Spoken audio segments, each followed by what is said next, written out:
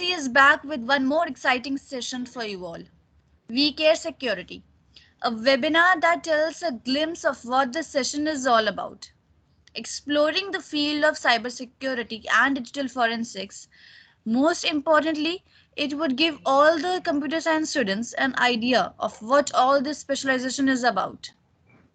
For this insightful session, our speaker for today's event is Mr. Ritesh Singhal, who was also Vice President of Microsoft Technical Community for the year 2019 to 2020 and currently a student mentor. Passed out from UPES in 2021, he had done internships in Paytm and also worked at Synopsys. Not only this, he also went to Singapore for a BountyCon conference, which was hosted by Facebook and Google. Talking about his current position, he is director at Anastia Foods Private Limited. Now, let's start this session without wasting any time and by welcoming our speaker. Over to you, sir. Hey guys, good morning. Thank you, team. Uh, am I audible, guys? Now,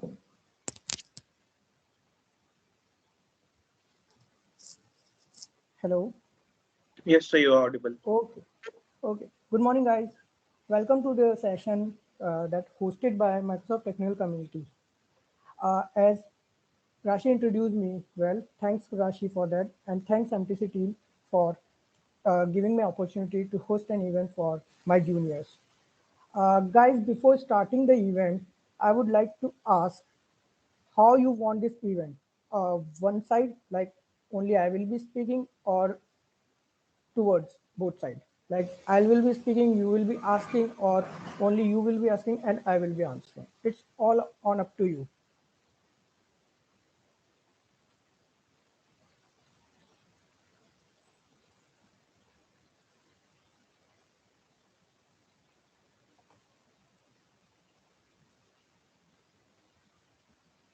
Okay, great to hear. Guys, yeah, one more thing. You can post your queries, your questions, or anything in the chat box. MTC team will convey to me.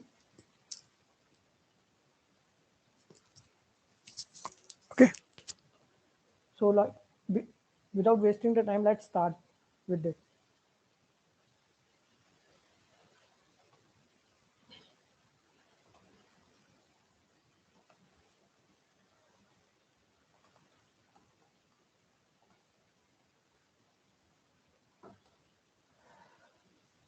Our team, the screen is visible, right?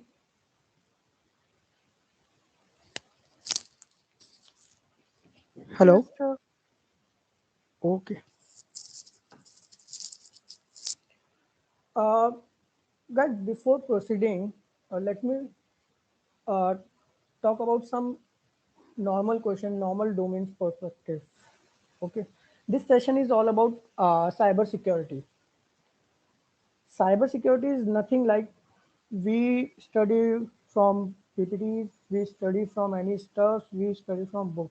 It's all about your thinking, your practicing, you're giving time over internet, you're giving time on the keyboard, how much you are using your computers, skills, knowledge, technologies.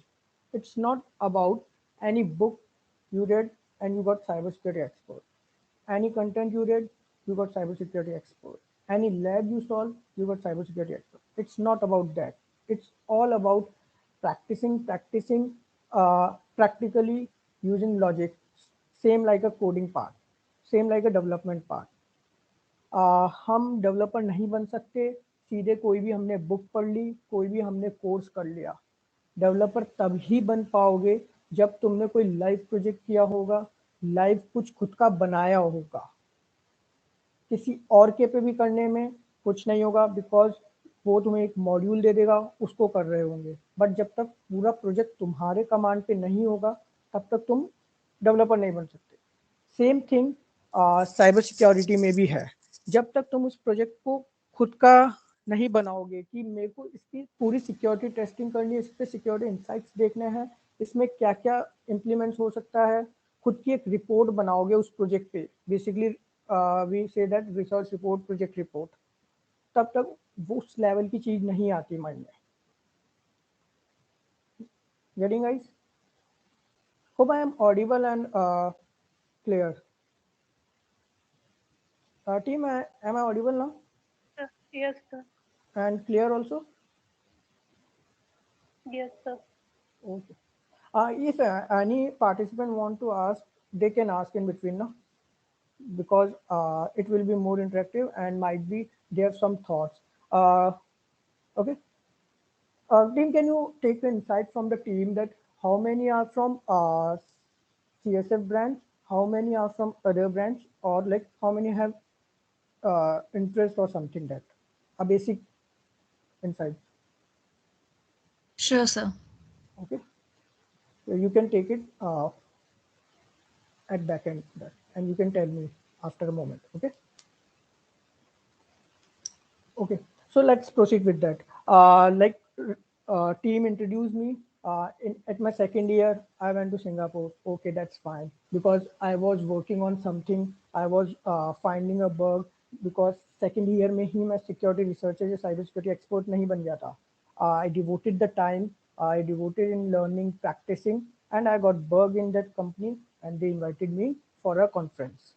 Same like we have to go, we are engaged in the college curriculum basically.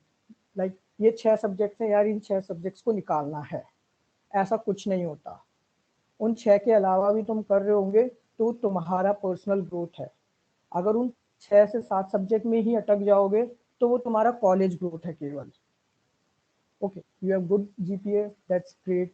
होना भी चाहिए GPA, अच्छा होना भी चाहिए. कम में issues आते हैं बाद में, but if you have low GPA, don't worry. If you have that skills, definitely कोई ना कोई आएगा, ले जाएगा.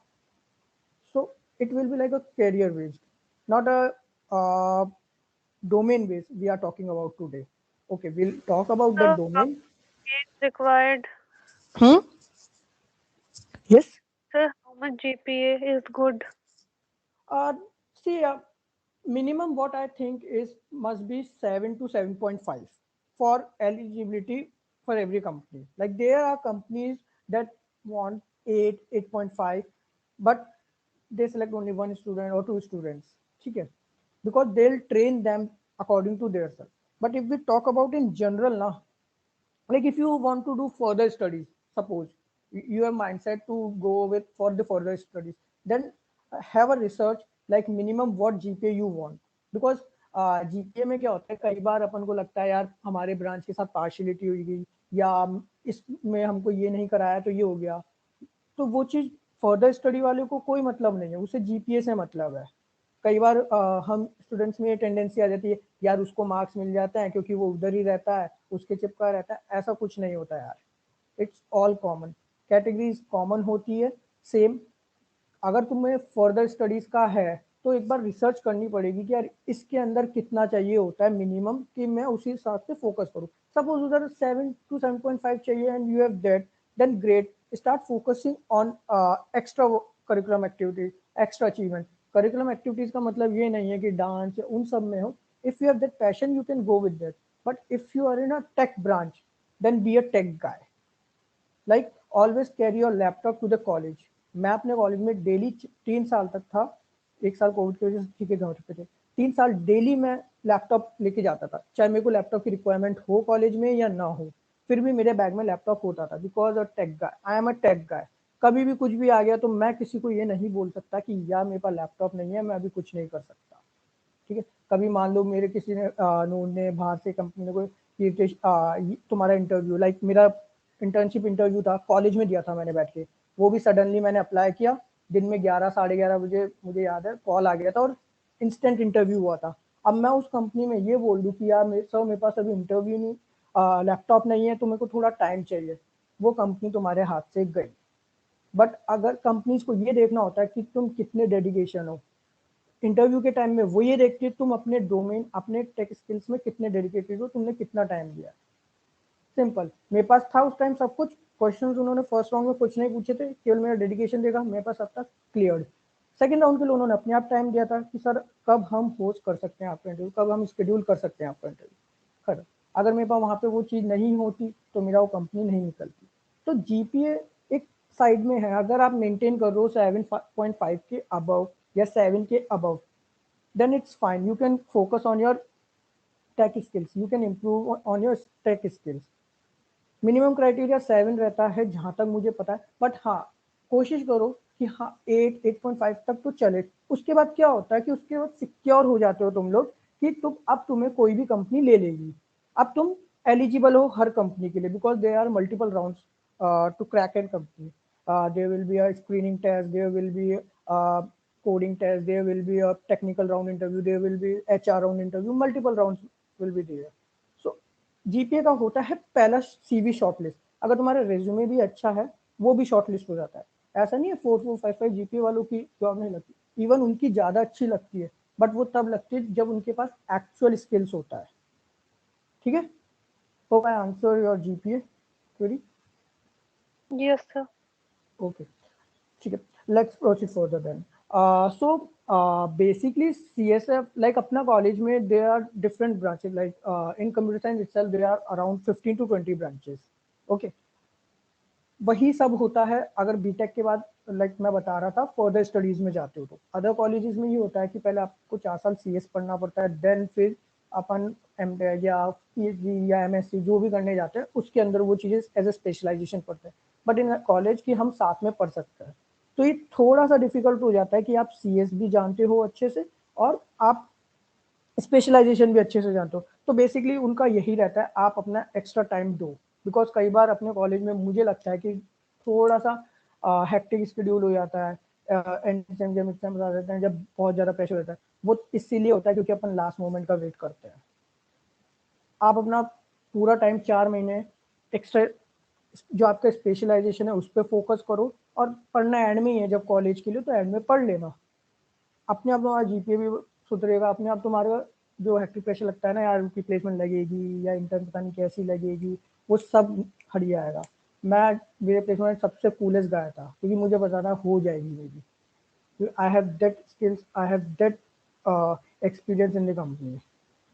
ऐसा जिस दिन आ गया ना कॉन्फिडेंस तुम्हारे में, उस दिन लगना कि हाँ तुमने प्रैक्टिस किया है। और हाँ कंपनी में कभी भी इंटरव्यू के टाइम ये मत बता देना मैंने ये चीज़ें की, ये चीज़ें की, इतना कुछ कर लिया, उनको कुछ फर्क नहीं पड़ता, उन्हें मतलब होता है उनके जो भी 4-5 क्वेश्चन वो पूछते हैं उससे, उन्हें और कोई मतलब नहीं होता। तो हमेशा उन पे फोकस रखना, स्टार्ट एक्सप्लोरिंग द ट्रेंड जो आने वाला है, हमेशा उसको फोकस रखो। या जो तुम्हारे ये PPTs एंड ऑल ठीक है अपने पास के लिए है, मैं मानता हूँ उन्हीं से अपन पास होते। तुमने भी अभी लाइक राशि can you told me around कौन कौन से ईयर्स के अपने पास स्टूडेंट आज सेशन में? So we have all the years, first year, second year, and also from other colleges as well. Okay, nice nice, great. So वही मैं बता रहा था कि कंपनीज या ट्रेंड देखो, लाइक अभी तुम्हारे पास सपोज फॉर फर्स्ट ईयर 3 साल है अपने पास, ठीक है, 3 साल में बहुत कुछ चीजें हो जाती है। आप अपना फर्स्ट ईयर ठीक है कॉलेज एंजॉय कर लो थोड़ा बहुत, आप अपना क्या बोलते हो ड्रीम डिसाइड कर सकते हो क्या मुझे इस जगह जाना है। या कॉलेजेस में क्या होता है कि महीने में 8 छुट्टी फिक्स है, 4 वीकेंड, सैटरडे संडे, 8 हॉलीडेज, आप उनमें से 5 अपने सेल्फ डेवलपमेंट के लिए यूज कर सकते हो, 3 मजे के लिए कर सकते हो। बिकॉज मैं भी जानता हूँ कॉलेज मेमोरीज मस्ट, मेरी भी थी, हमने भी मजे किए थे, बट एक ही पार्ट पे आपका जो स्किल डेवलपमेंट है वो भी जरूरी है, बिकॉज कॉलेज में रह के ही आप सीख सकते हो। कॉलेज में ही एक वो ग्रुप मिल पाता है जिसमें अपन चीजें सीख सकते हैं, दिखा सकते हैं, बता सकते हैं। कंपनीज में कोई फर्क नहीं पड़ता, कंपनीज में सब लाइक हम भी आज कंपनी में हैं तो एक क्यूबिकल में बैठे रहते हैं, अपना काम करते रहते हैं, हमारा मैनेजर हमें देता रहता है जॉब, ये आपका काम है दिन का, ये आपका अपडेट देना है, तो वो उस टाइम वैसा बन जाता है। ठीक है, so this all about like a company or a future for you guys, so don't worry about that. Everyone will get good placement, everyone will have good brighter future if you have today's uh, best input, hard work. Okay, so let's proceed with further according to our session, because we are moving uh, on a different part than the session which we have hosted. So like we'll cover about that cyber security, we'll cover the significance of security, what's there, what is this hacking is all about. Hacking is like a fancy word, but actually it's a totally different meaning. What's this CIA triads all about? Because these are the some terms which we listen in our day-to-day life if we go towards security interests. So these are some terms. So can anyone tell me what actually cybersecurity is? Anyone?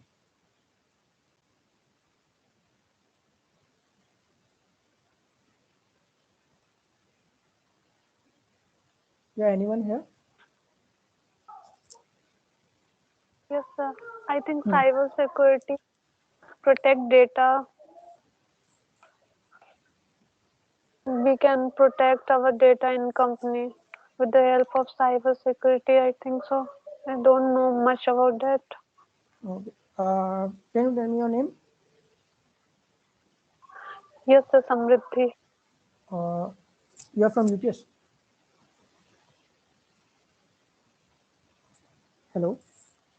Yes, sir. You from which branch? CS. Okay.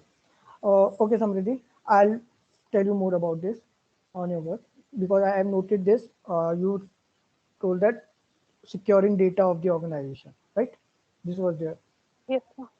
Okay. Any other answer? Only one answer. Then I'll told you about this term. Anyone else? Good morning, sir. Good morning. Sir, this is Sailraj from UPS second year student. I want to explain what is cybersecurity. So cybersecurity means, in simple words, that it is help us to secure from unauthorized person. Okay. Anything more or just only this much? So if you want to explain what is cybersecurity, then there are number of definitions. No, We I can't. want in your terms what is cybersecurity because this PPT is created by me in my own words. That's why I want your Ritesh, sir, clarity. chat is also available. Yeah, actually, if I go to chat, then I have to go and escape. So you can tell me what students are doing. Okay, so Siddhant Srivastav is saying protecting any sort of data stored online. Okay, Himanshi is saying protecting from harm or damage. okay, And Ujjwal is saying controls the cybercrime activities and secure the data. okay, okay. Let's proceed. That जो तुमने definition बताया है वो सब टूटी फूटी या आधी अधूरी है लाइक जितना अपन इमेजिन कर पाते हैं बेसिकली एक बुकिश लैंग्वेज में ये सब पॉइंट्स को कवर करके पूरा डिफाइन कर देता है टर्म को बट एक्चुअली साइबर सिक्योरिटी होता क्या है साइबर साइबर मीनिंग होता है जो भी चीज़ें ऑनलाइन होती है ठीक है ओवर द इंटरनेट होती है ओवर द नेटवर्क होती है वो साइबर होता है लाइक एक ने बोला था सिक्योरिंग द डेटा यार अगर मेरे पास मेरे ऑफिस में एक फाइल पड़ी है वो चोरी हो गई ठीक तो वो भी तो एक है ना थेफ्टनेस है वो भी तो मैंने एक इंफॉर्मेशन लूज कर दी यानी कि वहां पे भी सिक्योरिटी कम थी मेरी सेम वे एक ने बोला अनऑथराइज पर्सन तो यार किसी ने वो ले ली तो अनऑथराइज ही तो है वो चीज ये चीज जब आती है जब फिजिकल लेवल या नॉर्मल उस पर होता है विदाउट ऑन द नेटवर्क और इंटरनेट तो वो आता है इंफॉर्मेशन सिक्योरिटी कि मुझे इंफॉर्मेशन सिक्योर करनी है अपनी डेटा और क्या बोलते हैं आपका पेन ड्राइव ये सब होता है इंफॉर्मेशन सिक्योरिटी के पार्ट में ओके जब जैसे ही ये सब चीजें अगर ओवर द इंटरनेट हो जाती है तब वो टर्म्स आती है अपनी साइबर सिक्योरिटी के अंदर लाइक मेरा कोई डेटा चल रहा है ओवर द इंटरनेट चल रहा है लाइक ओवर द मेल चल रहा है कोई तो इंटरनेट पे है वो अगर वो बीच में एक रिसीवर एक सेंडर है सेंडर ने कोई मेल किया रिसीवर के पास बट वो उसके पास पहुंचा ही नहीं बीच में से ही गायब हो गया तो वो होती है साइबर सिक्योरिटी क्योंकि वो जो चोरी हुई है वो ओवर द इंटरनेट हुई है ठीक है इसीलिए इस टर्म के अंदर आता है साइबर सिक्योरिटी यानी कि जो भी डेटा आपका ओवर द इंटरनेट पासिंग हो रहा है टू एंड फ्रो उसको सिक्योर करना अब वो आपका ऑर्गेनाइजेशन का हो सकता है पर्सनल हो सकता है आपके ऑर्गेनाइजेशन के असेट्स हो सकते हैं जैसे राउटर्स हैं जितने भी ऑनलाइन नेटवर्क हार्डवेयर हैं उन सबको सिक्योर करना, उन सबको प्रोटेक्शन करना इज साइबर सिक्योरिटी। अगर ऑफिस में से चोरी हो रही है मेरे फिजिकल लेवल पे, तो वो साइबर सिक्योरिटी नहीं होती, वो आपका होती है information security. Okay, so these both are different terms. Actually, there are multiple terms in the security, like there are information security, there are application security, there are network security, there are digital forensic, that's also come in security. Okay, so these are have their own meanings, own roles, own responsibilities. कोई भी cyber security की अगर company है, like मैं अपनी एक company खोल रहा हूँ, तो मैं इनमें से किसी एक दो चीजों पे फोकस करूंगा। सब पे करूंगा तो मेरे को सबकी अलग अलग टीम बनानी पड़ेगी। Getting? So these are all having different roles and responsibilities in their domain. Getting guys? So same way जैसे मैंने यहाँ पे लिखा है साइबर सिक्योरिटी इंजीनियर, अब मॉलवेयर्स हैं, रैंसमवेयर्स हैं, ये सब कोई डेवलप्ड कोड है जो कि इंटरनेट के ऊपर बैठे बैठे मेरे ऑफिस में से कोई मालवेयर, तो एक है ना इनविजिबल थिंग है ना, वो मैं जब नेटवर्क पे डालूंगा तब ही काम करेगा। ऐसा तो नहीं है मेरे ड्रॉर में से मालवेयर आया फाइल लेके चल गया। सेम थिंग, मेरे कंप्यूटर में कोई फाइल है, मालवेयर आया वो लेके चल गया, यानी कि वो ओवर द नेटवर्क चोरी हो रही है मेरी। तो this is the actual meaning of cyber security. कभी भी किसी को एक्सप्लेन करो ना, तो ये चीज करना, इसमें कभी भी तुमको गूगल नहीं करना पड़ेगा what is cyber security before the interview और आफ्टर द इंटरव्यू। सीधा तुम्हारे माइंड में क्लियर होगा यार साइबर वर्ड है, यानी कि ओवर द इंटरनेट जो भी थिंग्स है उनको सिक्योर करना, चाहे वो कंपनी के एसएसओ, कंपनी का ऑर्गेनाइजेशन का हार्डवेयर हो गए, चाहे कुछ भी सर्वर्स हो गए, उन सब का प्रोटेक्शन इज साइबर सिक्योरिटी। उन सब के में जो भी टू एंड फ्रो डेटा हो रहा है दैट्स साइबर सिक्योरिटी। फिर इसके अंदर आती है हैकिंग, एथिकल हैकिंग और ऑडिटिंग, मॉनिटरिंग, ये सब इसके पार्ट्स है अलग अलग। सो ये बहुत बड़ा डोमेन है इकलौता। अगर इसी में अपन अच्छे से टाइम दे रहे हैं, ये बहुत बड़ा है, और हर डोमेन को, हर कंपनी को हर डोमेन के एक्सपर्ट्स चाहिए होते हैं। तो ऐसा नहीं सोच सकते कि यार साइबर सिक्योरिटी इंजीनियर बहुत सारे हैं, इतनी सारी इसी के अंदर डोमेन से, तो कुछ भी तुम एक चीज पकड़ सकते हो, उस पर फोकस कर सकते हो।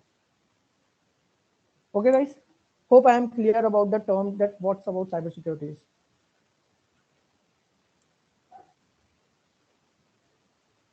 Right team? Yes sir. Okay. So जो भी तुम्हारी डेफिनेशन थी ठीक है, वो तुम्हारी अंडरस्टैंडिंग पे थी।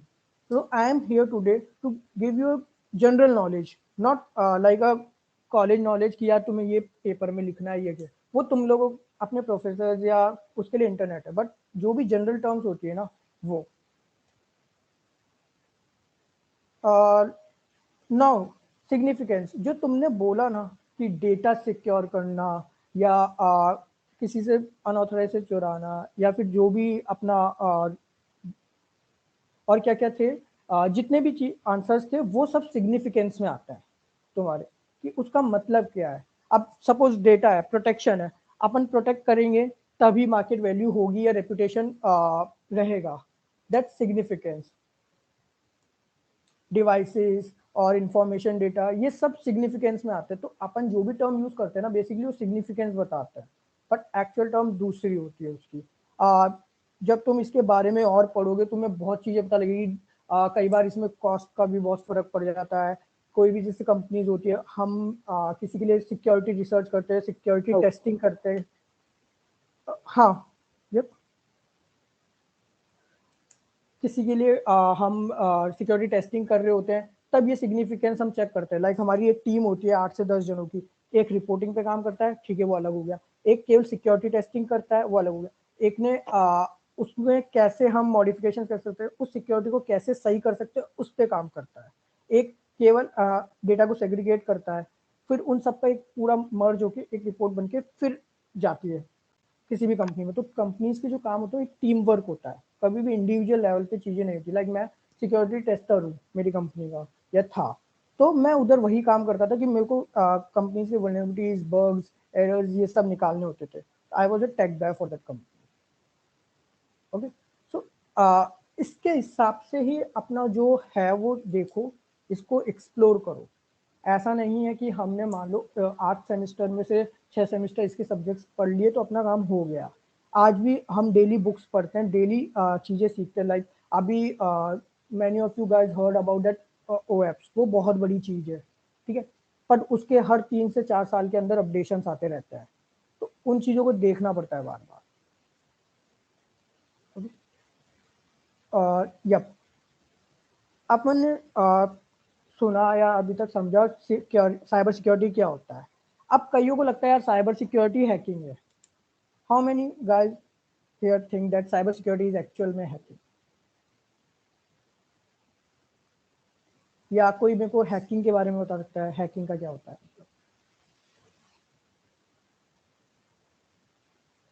Anyone here? या गलत बोलो, कोई इशू नहीं है, जितना गलत बोलोगे उतनी चीजें आज सीख के जाओगे, बिकॉज ये फ्री में है। यही ट्रेनिंग सेंटर होता है वो पैसे ले लेते हैं इन चीज़ों के, या कॉलेज पढ़ा रहा है तो वो पैसे ले रहा है उस चीज़ों के, but it's like free of cost training और free of cost knowledge for you. और मैं कोई बुक वाली या कोई करिकुलम फॉलो नहीं करूँगा, इट्स लाइक मेरे को जनरल जो भी मेरे पास नॉलेज है वो मैं दे रहा हूँ। तो कुछ भी बोलो, चाहे गलत ही बोलो, कोई इशू नहीं है। So Saurabh Kumar is typing hacking is a part of cyber security. ठीक है, वो मैं कह रहा हूँ हैकिंग का मतलब क्या होता है, और क्या साइबर सिक्योरिटी को हैकिंग समझते हो क्या?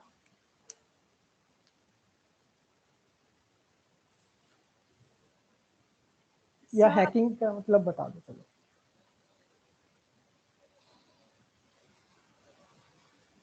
कोई बोल रहा था। So my name is Anjali. According to me, hacking is something जब हम किसी फाइल को सिक्योर करते हैं by putting it in password, या फिर हम उसमें और कोई थर्ड पार्टी उस पासवर्ड को एक्सट्रैक्ट करके या गेस करके अगर हमारा वो फाइल को एक्सेस कर पा रहा है, तो that means this is hacking.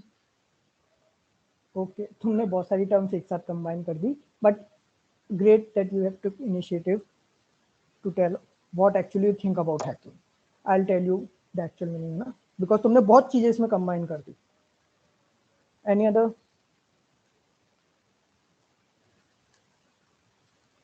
Anyone else?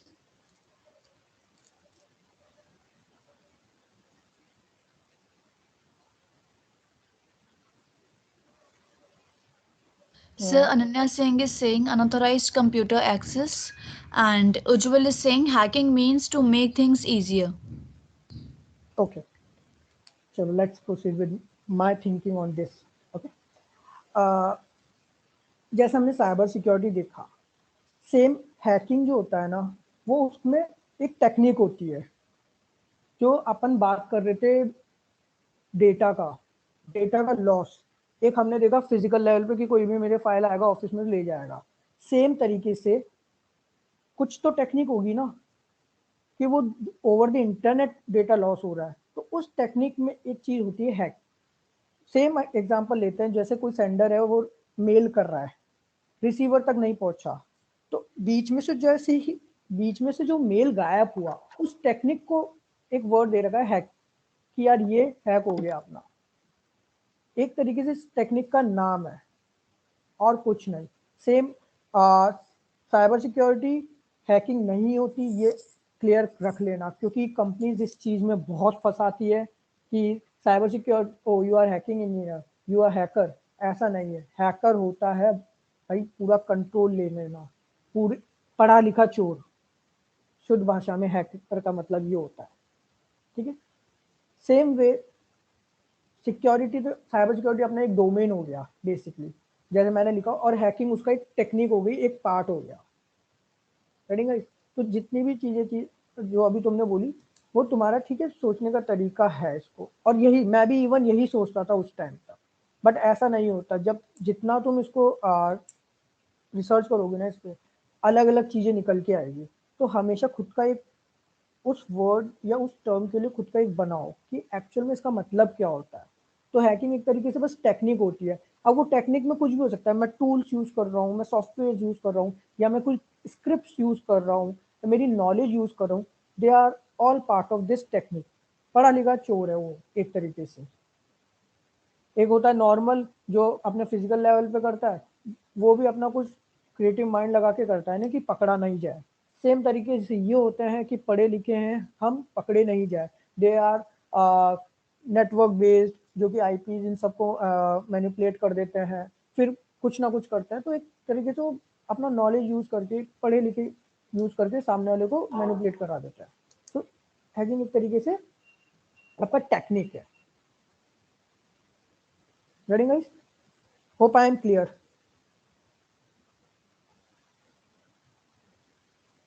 Can I proceed forward, team?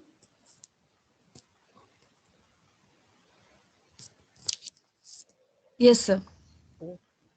Any other questions or anyone have any query on this till yet? Like if we missed anyone questions or queries. No, sir, no questions as of now. Okay, great. Okay, CIA.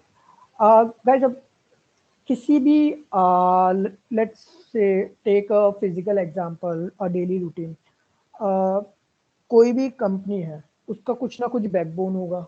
Like building, कोई भी building बन रही है तो उसका एक base होता है, वो बैकबोन होता है. कुछ भी चीज होती है उसका एक बैकबोन होता है कि उस पे वो वर्क करती है, वो उनका मेन होता है. आज कोई भी कंपनी खोल के अपना, तो वो अपने कुछ विजन के साथ आती है, तो एक तरीके से वो उस पे वर्क कर रही होती है. सेम तरीके से CIA जो एक ये सिक्योरिटी डोमेन होस्ट हुआ है ना, बना है, उसका बैकबोन है. अगर ये तीनों चीज में से एक भी चीज मिसिंग है उस डोमेन में, तो यानी कि सिक्योरिटी ब्रीच हो गया. हमने बहुत न्यूज़ सुनी है, बहुत न्यूज़ लेटर्स आते हैं या कुछ भी आते हैं, उसके अंदर लिखा हुआ आता है सिक्योरिटी ब्रीच. तो हमेशा ऐसा नहीं आता कि यार वो एनवायरनमेंट हैक्ड हो गया या उस एनवायरनमेंट में ये हो गया. एक्चुअल में उसमें से इन तीनों चीजों में से बैकबोन में से कुछ ना कुछ मिस हुआ है. लेट्स से कोई रिपोर्ट फाइल है, वो उसमें कुछ डेटा है, वो लीक हो गया, तो उसका भी जो हेडिंग बनेगा ना तुम्हारा, वो सिक्योरिटी ब्रीच से बनेगा.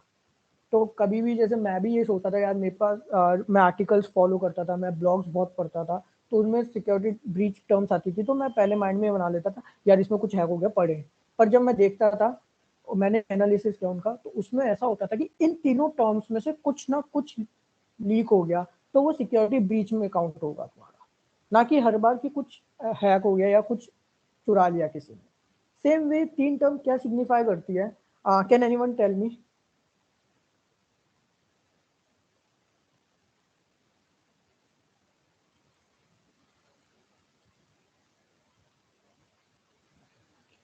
Can anyone tell me, please, guys? I need your terms answers only. Okay. Like there, I think there will many CSF students as well. Who? So, what you all think?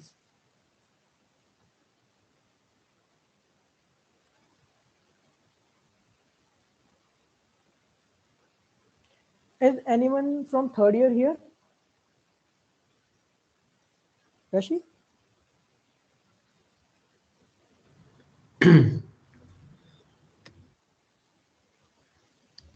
Yes, sir, many students have enrolled. Himanshi is saying confidentiality means data hiding from public. Okay. What's about integrity?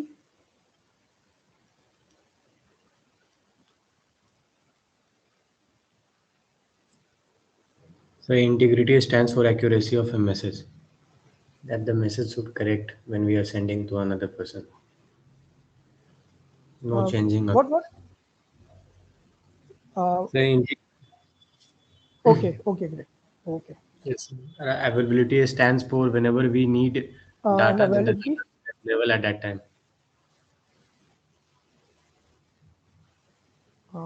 Can you tell me these three terms with an example? Yeah, sure. Hmm.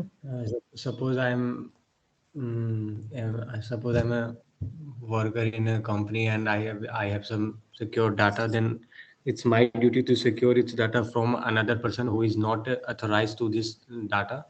So I have to confidentiality of the data, maintain the confidentiality of data. Okay. And suppose I have to send one company to another company a important message with some cryptography added or some keys are there, then there are some integrity that confirms the receiver that yeah, this message is correct. That shows us integrity. Hmm. And availability, whenever I need some data to work in my office, then that data is available at all time whenever an authorized person needed to work. Okay. Okay. Great. Great. Uh, you have explained very well, but there are some terms you use wrongly. Okay. Let me tell you something. But yeah, you have clarity. But if you use these terms in front of an experts or anyone, then these terms are wrong. Uh, First of all, one girl told that data hiding from public.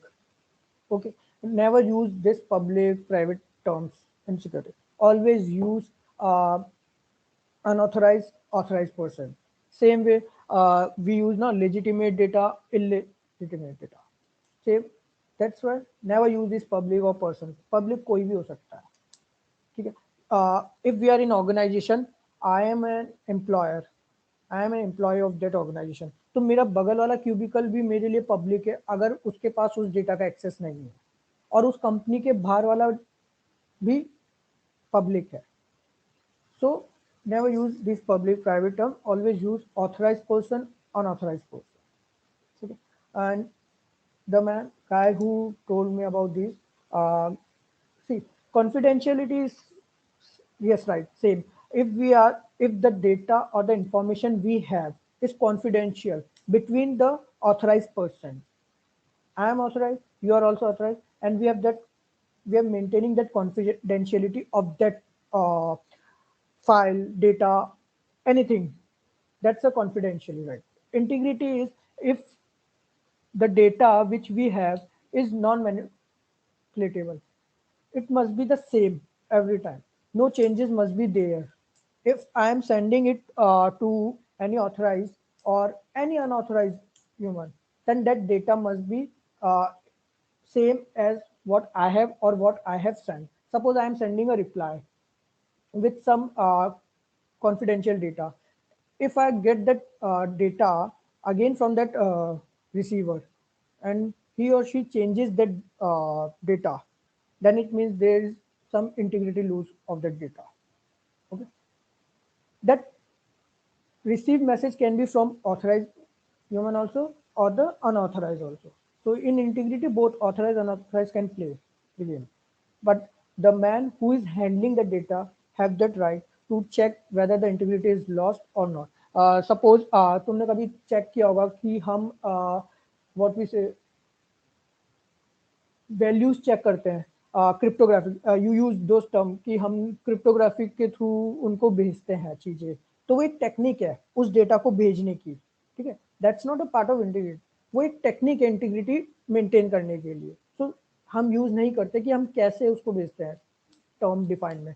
वो एक extra point होता है हमारे लिए कि हम कैसे उस डेटा को किसी के पास भेजते हैं. तो इंटीग्रेट होस्ट कर सकते हैं अपन, या प्राइवेट चैनल पे भेज सकते हैं, क्रिप्टोग्राफी लगा सकते हैं, मैनी थिंग्स हम यूज करते हैं. तो अब वो चेक कैसे होता है? वी यूज दोस्त ना check some values, SD5 values, hash values. उसके थ्रू हम चेक करते हैं कि डेटा का ये वैल्यूज चेंज हुई है या नहीं. Same case is availability. क्या यू आर करेक्ट दैट जब भी हमको जिस भी डेटा की जरूरत हो वो हमारे पास हमेशा अवेलेबल नहीं हो, हमेशा अवेलेबल हो, सॉरी. ऐसा नहीं हो कि आज हमें मान लो कुछ चीज चाहिए है, वो अवेलेबिलिटी नहीं है, तो एक तरीके से वो भी ब्रीच हो रहा है. हो सकता है वो किसी ने ले लियो इसीलिए अवेलेबल नहीं हो. That's the reason. And there are many terms after this also, like authorization. What are those terms? Authorization are there, authentications are there, they are reporting. Those all come after this. But first we have to maintain these three triad for any report, any organization. That's why it's the backbone for that security domain. Okay, guys. Let's proceed. Anyone have any queries till yet or on this? No, sir. Okay. Hope I'm clear now. I think you told the terms. Yes, sir, yes. Okay, great. What's next? Gray and black hat. Okay. See, guys, ये gray hat hacker, black hat hackers, या white hat hackers. These are all terms जो हमें सिखाती है क्या क्या अलग अलग सेक्शंस होते हैं एक डोमेन में या किसी भी ऑर्गेनाइजेशन में। सपोज मैं हायरिंग कर रहा हूँ, तो अब मैंने 8 से 10 सिक्योरिटी रिसर्चर्स हायर कर लिए। अब मैं सबको सिक्योरिटी रिसर्चर्स की पोस्ट नहीं दे सकता, सो मैंने एक कंपनी में ऑर्गेनाइजेशन में सेगमेंट बना रखा है, ग्रे हैट हैकर। मान लो मैंने ग्रे के नाम से दे दिया, उसको ब्लैक के नाम से दे दिया, व्हाइट के नाम से दे दिया। There is a teams in every organisation, there are multiple teams like for in security domain we have red team, purple team, blue team, yellow team, green team, अलग अलग, दे आर डिफरेंट। सो इनका एक common term है, so that a hierarchy like in a committee itself, like in college for professors there are a hierarchy, same way एक इसके अंदर भी hierarchy होता है जो कि इन टर्म से यूज होता है। लाइक ब्लैक हैट क्या होता है? ब्लैक हैट होता है मैं किसी भी कंपनी में काम कर रहा हूँ या नहीं कर रहा, ठीक है, कोई भी टूल या फिर कोई भी स्क्रिप्ट्स मेरी खुद की बनाई हुई या ऑनलाइन अवेलेबल स्क्रिप्ट्स में यूज कर रहा हूँ और उसके थ्रू कुछ भी अनऑथराइज डेटा मैं ले रहा हूँ, तो I am a black hat hacker. Like जब हम प्रैक्टिस करते हैं कॉलेज में, कुछ भी करते हैं, तो कई बार बहुत जने बग्स निकालते हैं, उनको फिर रिपोर्ट करते हैं, तो हम एक टूल या स्क्रिप्ट्स यूज कर रहे हैं, केवल हमने वहां से चीज देखी और हमने वो अप्लाई कर दी बिना किसी ऑथराइजेशन के, तो हम ब्लैक हैट हैकर्स हो गए basically. Same way white hat hacker होता है। व्हाइट हैट हैकर के पास है, उसको नॉलेज होती है, वो इन चीज़ों से ऑथराइज होता है, उसके पास एक प्रॉपर सिस्टम होता है, प्रॉपर वर्किंग नॉलेज होती है कि मेरे को कैसे इसको एक्सप्लॉइट करना है। They are two terms, payloads and exploit, that will discuss in network part. Remind me ना, right now we are looking for that hats, so same way grey होता है। अब मान लो दो अलग अलग चीजें, ब्लैक हो गया, व्हाइट हो गया। ब्लैक हो गया जिसके पास ऐसा कुछ नॉलेज नहीं है, बस उसने कहीं से कुछ लाइफ हैक्स जैसे करके, आजकल बहुत चलता है ट्रेंड, तो लाइफ हैक करके देखा, उसने अप्लाई कर दिया कहीं और उसका सक्सेसफुली हैक कर लिया उसने। हैक का मतलब एक टेक्निक अप्लाई की, लाइक आजकल सोशल मीडिया पे भी बहुत चल रहा है, इंस्टाग्राम हैक्स या व्हाट्सएप हैक्स बहुत चल रहे हैं। तो एक कुछ भी स्क्रिप्ट जैसे रन करा उसने, उस दूसरी जगह कहीं और इम्प्लीमेंट किया और वो सक्सेसफुल हो गया, तो यानी कि वो ब्लैक हैट हैकर है। उसके पास ऐसा कोई नॉलेज नहीं है, उसने बस देखा और अप्लाई कर दिया। सेम वे व्हाइट हो गया, व्हाइट के पास अच्छी नॉलेज है, अच्छे सॉफ्टवेयर है, वो खुद के कुछ बना रहा है और फिर वो इम्प्लीमेंट कर रहा है, तो एक वो व्हाइट हैट है। अब इन दोनों का कॉम्बिनेशन वाले गाय हमेशा होगा, तो वो एक तरीके से ग्रे हैट में काउंट हो गया। बेसिकली ये बनाई ऐसे मॉडल था कि ब्लैक और व्हाइट का कॉम्बिनेशन ग्रे कलर बनता है, तो ग्रे हैट हैकर हो गया कि उसके पास दोनों चीजें, वो स्क्रिप्ट भी यूज करता है, वो ऑथराइज्ड भी है, वो टूल सॉफ्टवेयर भी यूज करता है। बट कई बार क्या होता है, उसका इंटेंशन अलग हो जाता है।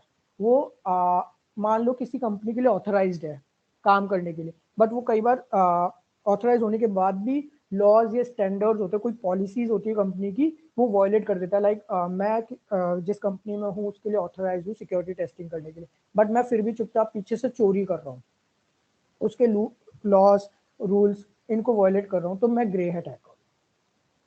ओके गाइस, तो ये इतना बड़ा कुछ टर्म नहीं है, जस्ट कि एक को पता है, एक को नहीं पता, कुछ भी ब्लाइंडली वो चीजें कर रहा है, और अगर एक जना जो दोनों चीजों को मर्ज कर रहा है तो वो ग्रे हैट हैकर है, और कुछ भी नहीं है। तो these are all like fancy terms, और वी कैन से दैट किसी भी कंपनी में टीम्स बांटने के लिए काम आता है। या जो मैं बता रहा था, red team, blue team, purple team, तो ये कंपनीज में एक तरीके से सेग्रीगेशन पॉइंट ऑफ व्यू से होता है कि सपोज मैं किसी कंपनी में हूँ और मैं वहाँ पे सिक्योरिटी रिसर्चर हूँ, ठीक है, मेरा एक फ्रेंड है, वो भी सिक्योरिटी रिसर्चर की पोस्ट पे हायर हुआ है मेरे साथ। मैं सिक्योरिटी टेस्टिंग जानता हूँ, यानी कि मैं अटैक करना जानता हूँ कंपनी पे, तो मैं उसी कंपनी के एनवायरनमेंट पे, मेरे को वीपीएन सब कुछ मिला हुआ है, पूरा सिस्टम सेपरेट मिला हुआ है। मुझे कंपनी खुद ऑथराइज करेगी कि यार हमारा चेक कर, कोई अपनी कंपनी में नहीं घुस सकता ना, साइबर बेस पे कोई ओवर द इंटरनेट अपनी चीजें नहीं चुरा रहा ना, तो कंपनी ने मुझे परमिशन दी है टेस्टिंग करने के लिए, चोरी करने के लिए ऑनलाइन, तो मैं रेड टीम में हो गया एक तरीके से। ब्लू टीम हो गया, मैं अगर चोरी कर रहा हूँ तो वो मेरे को प्रोटेक्ट करेंगे, वो डिफेंसर्स होंगे एक तरीके से, वो डिफेंस करेंगे। तो ये ऑथराइज्ड लोग होते हैं, टीम्स होती है बेसिकली किसी भी कंपनी के लिए। मेरे को ऑथराइज किया कि यार कर, जितना कर सकता है हैकिंग कर कंप्यूटर में कंपनी के अंदर, ब्लू टीम वाला जितना बचा सकता है बचाएगा, क्योंकि तभी वो क्लाइंट्स को पिच कर पाएंगे या वी हैव दैट टीम, कोई बाहर से कोई अननोन हैक नहीं कर रहा होगा। और purple team, green team, yellow team, ये सब बहुत अलग अलग होते हैं, तो सबके अपने अपने सेक्शंस होते हैं, बट जो फेमस रहता है वो रेड टीम, ब्लू टीम, इनके सेग्रीगेट। कई कंपनीज में नेम भी नहीं होते, बस डेजिग्नेशन के हिसाब से चल रहा होता है। तो ये टीम को सेग्रीगेट करने का तरीका होता है। कई टीम होती है, we have that auditors also, वो भी इनके साथ काम कर रहे होते हैं, वो ऑडिट्स करते हैं, पूरी प्रॉपर चेकलिस्ट होती है, वो चेक कर रहे होते हैं कि कौन सी टीम का क्या क्या काम चल रहा है, क्या रिपोर्टर्स होते हैं जो रिपोर्टिंग बनाते हैं। तो ये जैसे मैं स्टार्टिंग में बता रहा था, एक प्रॉपर टीम वर्क होता है, ऐसा नहीं होता किसी कोई भी एक होगा कि वो सारा काम संभाल लेगा। और उसी के हिसाब से जैसे इनिशियल मंथ्स में कंपनी इसके लिए ट्रेन करती है, देन वो फिर सेग्रीगेट करती है, इस टीम में आप जा सकते हैं। दे आर कंसल्टेंसी फॉर्म्स, आजकल बहुत चल रहा है कंसल्टेंसी फॉर्म्स का, तो वो कंसल्ट करती है, तो आपको दोनों की नॉलेज होनी जरूरी है, तभी आप किसी को कंसल्ट कर पाओगे। लाइक मुझे रेड टीम का भी पता होना चाहिए, ब्लू टीम का भी पता होना चाहिए, ऑडिट का भी पता होना चाहिए, तभी मैं किसी को कंसल्ट कर पाऊंगा। तो वो चीजें भी बहुत है, तो it's all about the team part. Okay, any questions or anything you want to ask, guys?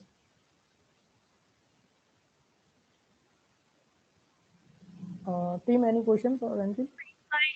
Sir, if I would choose cybersecurity as a major, which would minor subject would be good for us? Okay, you are planning for like specialization or major in cybersecurity. That's the question, na? Sir? Yes, sir. And what's this minor subjects like? Sir, we have to choose two subjects, like major as something and minor as something, which would be good with Okay, cybersecurity. get it, got it. You are asking like which subjects will be suitable for this field if we choose this as a major subject, right? Yes, sir. Okay. Yeah, great question. Yeah, great question.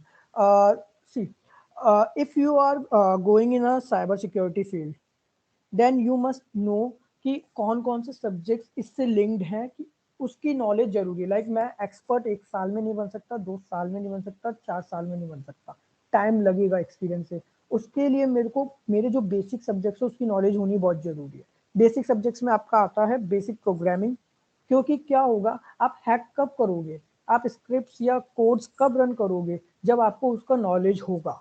तो basic knowledge किसी भी एक language में होनी बहुत जरूरी है। Suppose team है, टीम में 5 जन हो, तो एक जावा अच्छे से आती होगी, एक को प्रोग्रामिंग कॉम्पिटिटिव अच्छे से आती होगी, एक को सी, कुछ भी होगा अच्छे से आती होगी।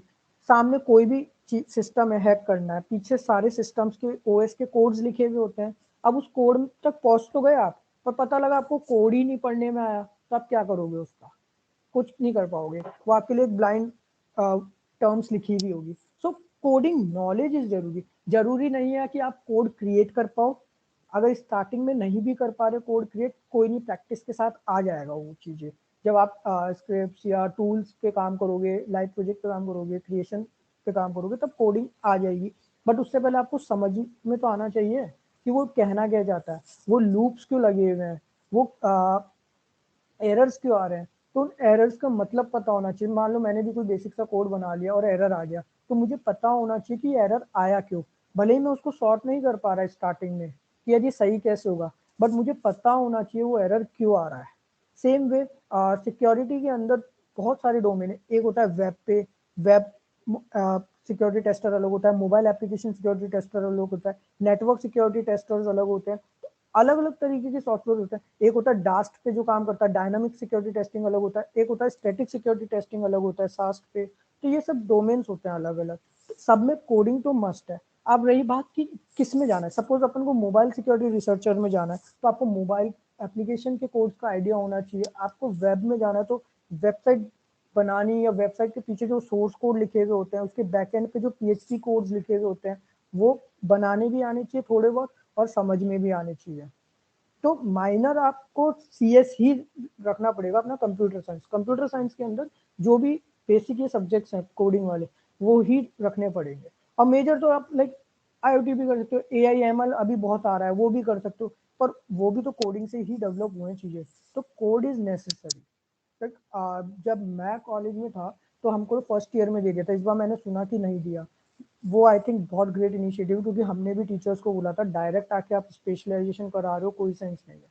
पहले फर्स्ट ईयर में प्रिपेयर होना चाहिए बच्चा कि भाई करना क्या है, उसको कोडिंग टर्म्स पता तो होनी चाहिए। तो yes Yes, that sir. We have chosen second year. या आई गॉट योर क्वेश्चन कि तुम क्या पूछ रहे थे। इसीलिए अपना थोड़ा कोडिंग जो टच है, लाइक अभी 2-2.5 महीने का ब्रेक है, उसके अंदर तुम अपना कोडिंग स्किल्स बढ़ाओ, सो दैट जैसे ही मेजर, क्योंकि क्या होगा जब तुम मेजर सब्जेक्ट तुम पढ़ने लग गए तो उसमें भी तो टाइम देना है तुम्हें, फिर ना तुम्हारा माइनर सुधरा ना मेजर सुधरा और कुछ भी नहीं सुधरा। तो पहले थोड़ा टाइम उस पे दो माइनर पे, एक लेवल पे यार मेरे पास कोई कोड लिखा हुआ है 60 लाइन का, 70 लाइन का, 100 लाइन का, मैं इसको समझ पा रहा हूँ, लाइन टू लाइन बता पा रहा हूँ चीजें कि हाँ अब इसका टूटा फूटा कोड मैं बना पा रहा हूँ, लाइक पॉइंटर्स अरेज, ये सब इन सब चीजों के मतलब पता होंगे ना तुम्हें, तुम अपने आप उसके अंदर लूप होल्स निकालने लग जाओगे। साइबर सिक्योरिटी में होता है, साइबर छोड़ो, सिक्योरिटी में क्या होता है, आपको लूप होल्स, बग्स, वल्नरेबिलिटीज ये सब निकालने होते हैं। बग्स वल्नरेबिलिटीज क्या होते हैं, वल्नरेबिलिटी ये होता है किसी भी सिस्टम में या किसी भी सॉफ्टवेयर कोड के अंदर कुछ भी मिसिंग है, आपका कोई एरर आता है तो एरर बेस्ड हो गया, कोई भी बग्स है, कुछ भी सिक्योरिटी ब्रीच हो रहा है आपका। जैसे मैंने एक पोर्टल बनाया, पोर्टल बना के लॉग इन लॉग आउट बना दिया मैंने, अब लॉग इन तो कर दिया मैंने, बट इशू ये आ रहा है कि पासवर्ड मेरा कोई भी डाल पा रहा है, यानी कि कहीं भी वो विजिबल हो रहा है, तो यानी कि वो मेरा लीक हो रहा है एक तरीके से, वो मैंने कोड सही से नहीं किया। यही काम होता है सिक्योरिटी वाले का देखना। पर अब वो पोर्टल बनाएगा कौन, डेवलपर ही तो बनाएगा, ठीक है, डेवलपर ने तुमको बना के दे दिया, अब तुम उसको समझ ही नहीं पा रहे कि यार उसमें लॉग इन लॉग आउट क्यों फेल हो रहा है। वो लॉग इन फेल इसलिए हो रहा है कि पासवर्ड शायद डेटाबेस पे सही से नहीं जा रहा, या कोई भी बेसिक सा पासवर्ड किसी ने डाल दिया, लाइक एडमिन एडमिन है, एडमिन डाल दिया तो कोई भी उसको है ना इजीली माइंड से सोच के क्रैक कर पा रहा है। तो वो चीज़ तुम्हें उसका कोड कैसे लिखा हुआ, यूजर नेम अंडरस्कोर, कहीं यूजर नेम ही तो नहीं लिखा हुआ सीधा, तो वो सेव्ड है यानी कि पासवर्ड कोड के अंदर, वो चीजें पता होनी चाहिए बस। वेबसाइट्स के जो सोर्स कोड होते हैं, इंस्पेक्ट अपन एलिमेंट करते हैं, कुकीज होती है, सेशंस होते हैं, दे आर मल्टीपल थिंग्स, वो सब तुम्हें बेसिक से पता लगेगी जब तुम्हें बेसिक आइडिया होगा। लाइक बैंक की अपन साइट्स खोलते हैं तो देयर सेशन टाइम आउट, जो कि 1 मिनट के अंदर सेशन टाइम आउट हो जाता है। अब उसका कोड देखना पड़ेगा कि वो वहां पे कैसे सेव्ड है, वो ऑटोमेटिक पे सेट है, ये टाइमर का सेट है। सपोज टाइमर पे सेट है 1 मिनट के बाद वो लॉग आउट हो जाए, और मैं कैसे भी उस कोड तक पहुंच गया, मैंने टाइमर उसका 2 मिनट कर दिया, तो यानी कि वो उस कंपनी के लिए सिक्योरिटी ब्रीच है। सिक्योरिटी ब्रीच कैसे हुई, मैंने उसकी इंटीग्रिटी चेंज कर दी, इंटीग्रिटी ये थी कि 1 मिनट का रहेगा, मैंने जाके उसको 2 मिनट कर दिया, तो यानी कि सिक्योरिटी ब्रीच है। Getting? so minor subjects is the coding must or with proper understanding knowledge, और मेजर फिर तुम किसी में भी कर सकते हो, not only security, if you have other interest also तुम किसी में भी कर सकते हो, बट पाथ पहले कोडिंग का ही होगा। जब तक तुम कोड नहीं समझ पाओगे या कोडिंग से भाग रहे होंगे, मेजर इतना कुछ सक्सेसफुल नहीं कर पाओगे। हो सकता है मेजर में तुम प्रो हो जाओ या कुछ भी हो जाओ, बट एक सक्सेसफुल वाली चीज नहीं आ पाएगी, एक प्रोफेशनल नहीं आ पाएगा, उसके लिए तुम्हें बेसिक्स पता होने चाहिए। Okay, hope I answered.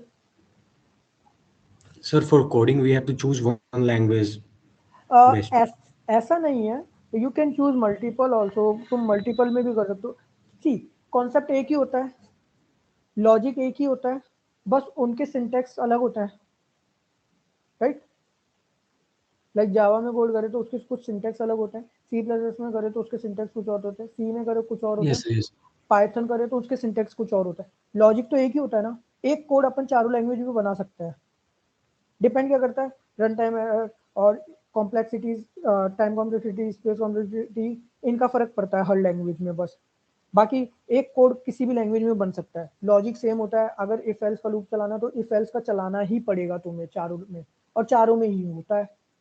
तो एक कमांड करोगे, बाकियों के अपने आप धीरे धीरे, बाकियों में इतना टाइम नहीं लगेगा, केवल तुम्हें सिंटेक्स कवर करने होंगे कि यार इसको लिखते कैसे हैं, उनकी हेडर्स फाइल क्या होती है, बाकी तो सब सेम होता है। सेव करने का तरीका सेम है, डॉट कौन से प्रोग्राम में लिखा उस नाम से हो जाता है सेव। तो एक आना चाहिए, बाकी अपने आप आ जाते हैं, केवल सिंटेक्स सही करने होता है उसके अंदर, और तो कुछ होता नहीं। ऐसा तो है नहीं ना कि कोई भी प्रोग्रामिंग लेंगे कि उसी के तरीके से कोड बनेगा, लॉजिक तो सबका सेम, अगर अरे बनना है तो बनेगा ही, चाहे वो कोई सा भी प्रोग्रामिंग हो। ऐसा कुछ है कि इसमें अरे नहीं बनेगा फिर?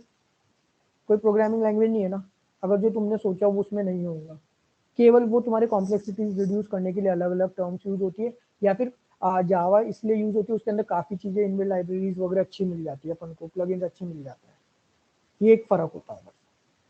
तो वो अपने होता है अपनी रिक्वायरमेंट के हिसाब से।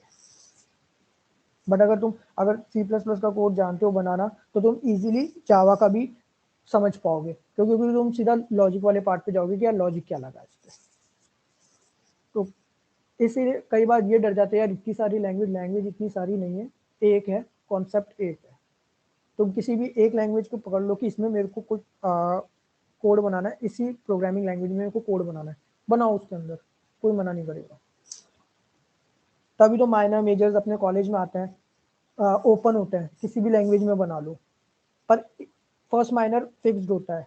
वो इसीलिए फिक्स्ड होता है कि केवल एटलीस्ट एक लैंग्वेज तो तुम्हें आती हो, उसके बाद ओपन हो जाता है कि अब किसी में भी बना सकते हो तुम। उसका पर्पस यही होता है, कोड किसी में भी हो जाएगा, केवल कम्युनिटीज एंड ऑल पे फर्क पड़ेगा। Okay, any other question? Okay. Shall we proceed? Yes, sir. Okay. Yes, sir, you can. Sure. Website testing and work. Okay, हाँ, अभी अपन डिस्कस कर रहे थे डिफरेंट टर्म्स होती है, डिफरेंट डोमेन्स होते हैं सिक्योरिटी में भी, लाइक वेबसाइट टेस्टिंग हो गई, नेटवर्क टेस्टिंग हो गई, एप्लीकेशन सिक्योरिटी टेस्टिंग हो गई। आपके एप्लीकेशन के अंदर मोबाइल अलग आ गया, वेब अलग आ गया, मोबाइल में भी एंड्रॉयड अलग आ गया, iOS अलग आ गया, वेबसाइट में भी कोई है ना डिफरेंट लैंग्वेज में वेबसाइट बनी हुई है, तो ये सब सेग्रीगेट हो जाए, एक ट्री बन जाते हैं। तो इसके अंदर क्या होता है, कभी भी सिक्योरिटी में अपन घुसते हैं ना तो 2 या 3 तरीके होते हैं घुसने के। एक तो होता है आप वेबसाइट टेस्टिंग जानते हो, एप्लीकेशन टेस्टिंग जानते हो, वेबसाइट छोड़ो, एप्लीकेशन टेस्टिंग जानते हो। अब एप्लीकेशन में दोनों चीज़ें आ सकती है, आपकी वेबसाइट भी आ सकती है, मोबाइल भी आ सकती है। फिर उसके बाद तो ट्री बनता जाएगा कि हाँ यार मैं इसी पे काम करता हूँ, इसी पे करता हूँ। मोबाइल के अंदर मैं एंड्रॉइड पे काम करता हूँ तो एंड्रॉइड में घुस जाऊंगा, iOS पे करता हूँ तो iOS में घुस जाऊंगा। एंड्रॉइड के अंदर 3-4 चीज़ें होती हैं, 3-4 लैंग्वेजेज होती है, वो उसमें मेरे को आता है तो मैं उसमें घुस जाऊंगा। एक हो गया एप्लीकेशन, एक हो गया आपका नेटवर्क। नेटवर्क के अंदर ये ट्रेंड बहुत चलता है, जैसे अपना हैक द बॉक्स, इन सब जो नेटवर्क्स पे खेलते हैं अपन, ओवर द कमांड्स खेलते हैं, वो उसके अंदर चल रहे। तो ये एरियाज होते हैं सिक्योरिटी टेस्टिंग में जाने के। ये ऐसा नहीं है अगर मैं सिक्योरिटी रिसर्च तो मैं किस चीज़ को मेरे से जरूर पूछेगा सामने वाला। लाइक मैं प्रीवियस कंपनी में था, सिक्योरिटी सर्विसेज एसोसिएट पोजीशन पे था मैं, बढ़ती पहली पोजीशन मेरी ये थी। ठीक, अब मैं उसमें सारी चीज़ें नहीं संभालता था, मैं उसमें वेब एप्लीकेशन संभालता था। वेब एप्लीकेशन में मैं पूरा देखता था उसको, एप्लीकेशन सिक्योरिटी इंजीनियर हूँ, वेब एप्लीकेशन देखता था, मोबाइल दूसरी टीम देखती थी, तो मैं वेब पे पूरा काम करता था। फिर मेरे पास वेब की पूरी नॉलेज होनी चाहिए, थोड़ी थोड़ी, उसमें से एक चीज़ पे अच्छा कमांड होना चाहिए मेरा कि यार अगर टीम को जरूरत है वेबसाइट में, ये हो गया, वो मेरे पास है, वो होती है एक्सपर्टीज।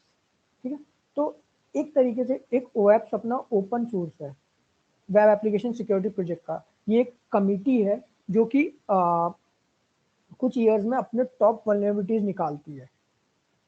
क्या होता है कि they are many freelancer researchers, security researchers जो बग्स वल्नरेबिलिटीज निकालते हैं। तो एक है ना ग्राफ बनाती है कि लेट्स से 4 to 5 इयर्स में अपनी लिस्ट निकालती है, उन 4 से 5 साल में कौन सी सबसे ज़्यादा वल्नरेबिलिटीज फाइंड हुई है, एक कौन सी सबसे ज़्यादा एक्सप्लॉइटेबल थी, कौन सी सबसे ज़्यादा यूज हुई है बार बार, उसको देखते हुए टॉप 10 अपने निकालते हैं।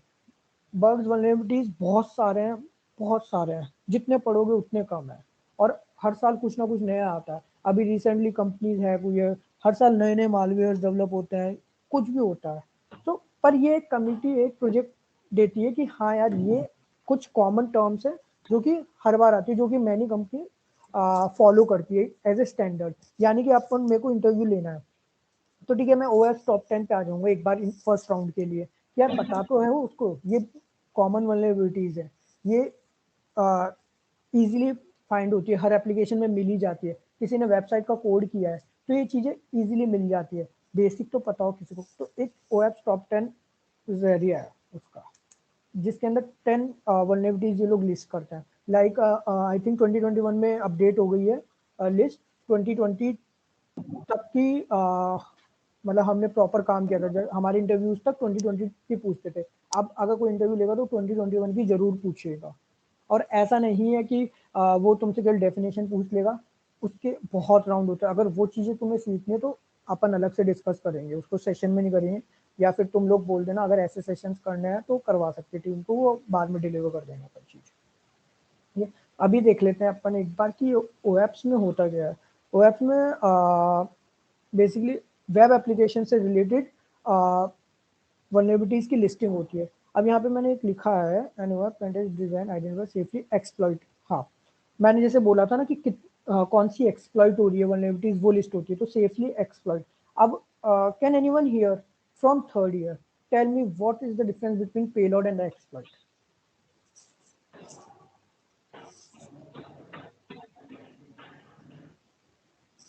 So can you repeat the question? Can anyone here tell me what's the difference between exploit and payload? Exploit and Payload. payload. Yeah. Because इस टर्म का फोर्थ ईयर तक भी क्लैरिटी नहीं होती, और सबसे पहला इंटरव्यू क्वेश्चन यही होता है।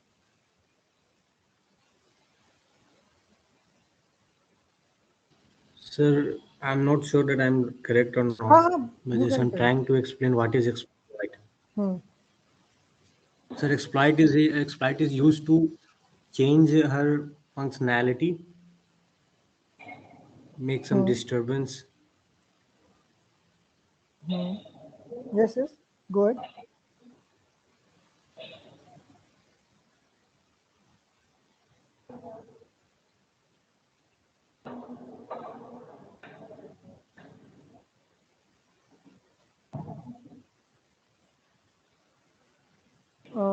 Anyone answering in chat box? Team, can you tell me? No, sir, no response as of now. Okay. So anyone from our team, tech team, or the MTG team can tell me on this?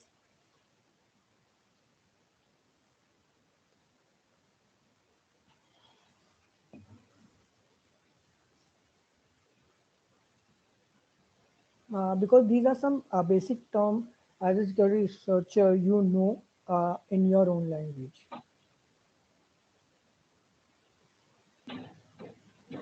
Okay, without wasting time, let me tell you. Exploit and payload are totally different things. Payload is when we are creating some code or scripts to attack on the system or to attack on someone, like a monitor, network, किसी में भी हमें attack करना है कुछ भी, तो हम खुद का कुछ या कोई स्क्रिप्ट बना रहे हैं या किसी स्क्रिप्ट को कॉपी करके अटैक कर रहे हैं, वो होता है पेलोड। ठीक है, अगर वो हार्म कर गया, कितना ज़्यादा हार्म कर रहा है कि वो उसने बिल्कुल ही सिक्योरिटी ब्रीच कर दिया, जिस पे भी हमने अटैक किया, जिस भी सॉफ्टवेयर एप्लीकेशन पे हमने अटैक किया है, कितनी ज़्यादा उसने है ना हार्मनेस दी है, वो होता है एक्सप्लॉइट। ठीक है, बेसिकली लेट्स से रॉकेट है, रॉकेट के आगे there is a sharp pin point, अगर मैं हटा दूं उसको, ठीक है, तो एक वो नॉर्मल रॉकेट है, अब मैंने उस पिन पॉइंट का यूज किया है तो वो पेलोड बन गया मेरा। ठीक है, अब मैंने उसको शूट किया तो कितना ज्यादा अटैक कर रहा है, कितना ज्यादा उसको हार्म कर रहा है, वो तुम्हारा एक्सप्लॉइट हो गया। ठीक है, वैसे ही सिक्योरिटी में एक एप्लीकेशन है, एप्लीकेशन का कोड बना, ठीक है, अब मैंने कई बार आता है अपना क्या बोलते हैं, कोई भी वेबसाइट है यू आर हैक, तो उसके पीछे कोई कोड लिखा है, कुछ स्क्रिप्ट लिखी है, यानी कि वो तो मेरा पेलोड हो गया। अब उसने एक्सप्लॉइट क्या किया, उसने उसका जो भी नोन क्या बोलते हैं सॉफ्टवेयर वर्जन से उन सबको एक्सप्लॉइट कर दिया और तुम्हारा टैगलाइन दिखा दिया you are hack, it's mean it's exploited. Okay, तो ये दोनों बहुत अलग चीजें हैं।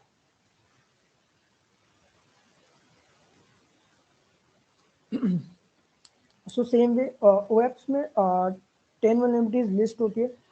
बीइंग अ सीएसएफ स्टूडेंट और अ सिक्योरिटी रिसर्चर, ये हमेशा पता होनी चाहिए, हमेशा अपडेटेड होनी चाहिए। Right now in this session I can't tell you about all these terms in a good manner, because इस पे एक अलग से हो सकता है, कोई इशू नहीं, जिसमें अपन प्रैक्टिकल भी देख सकते हैं कैसे प्रैक्टिकल होस्ट करते हैं अपन चीज़ें। तो मैं नेम्स वाइज बता देता हूँ basic idea. If you have like anyone want to ask me in person, you can ask me. So basically इनके इसके अंदर they are injection point, injection vulnerability, जिसके अंदर भी काफ़ी अलग अलग होता है, एसक्यूएल अलग होता है, ऑब्जेक्ट अलग होता है, कमांड इंजेक्शन अलग होते हैं, ओएस इंजेक्शन अलग होता है. तो it's common injection. Then there is broken authentication. Broken authentication में क्या होता है कि कोई भी पोर्टल पे पोर्टल है, ऑथेंटिक यूजर उसको कर सकता है यूज, बट अनऑथराइज यूजर उस पर जा रहा है और उसको यूज कर रहा है, लॉगिन हो गया, यानी कि ऑथेंटिकेशन उसका फेल हो गया. वैसे ही सेंसिटिव डेटा एक्सपोजर एक इसके अंदर टर्म आती है. सेंसिटिव डेटा एक्सपोजर में क्या होता है, कुछ भी डेटा जो कि सेंसिटिव है वो अगर एक्सपोज हो रहा है कहीं से भी, like there is a vulnerable application called बीबग. बीबग हनी करके एक एप्लीकेशन है, उसके अंदर उसका यूजर नेम पासवर्ड उसी के नीचे लिखा हुआ होता है, तो कोई भी लॉगिन कर सकता है. b/bug करके शायद ऐसा कुछ उसका यूजर नेम पासवर्ड होता है, यानी कि वहाँ पे वेबसाइट के होम पेज पे ही यूजर नेम पासवर्ड लीक हो रहा है, तो डेटा एक्सपोजर के अंदर जाएगा. तो ऐसी कैटेगरीज होती है बहुत सारी, you can read about them. But अभी बता रहा हूँ, जो भी प्लेसमेंट और इंटरव्यू की प्रिपरेशन कर रहे हैं, केवल टर्म्स मत देख लेना, उसके इम्पैक्ट, उसका क्या बोलते हैं, रेमिडिएशन, मिटिगेशन, ये सब भी पता होने चाहिए विद एग्जाम्पल. और अगर किसी ने बोल दिया लाइव करके दिखाओ, तो तुम्हें वह भी पता होना चाहिए, क्योंकि सब लाइव एक्सपर्टेबल होता है. So these are some terms. Anyone have any question on these OAPs, because it's a very huge thing. Like किसी को कुछ पूछना हो तो या you can ask me. But हाँ, अभी सारे एक साथ अपन कवर नहीं कर सकते. किसी ने कुछ चीजें देख रखी उस पर तो वो पूछ सकता है, किसी को कोई डाउट हो.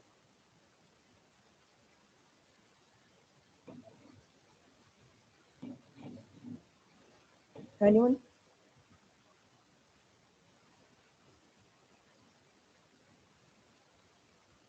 Team, any question or shall we proceed?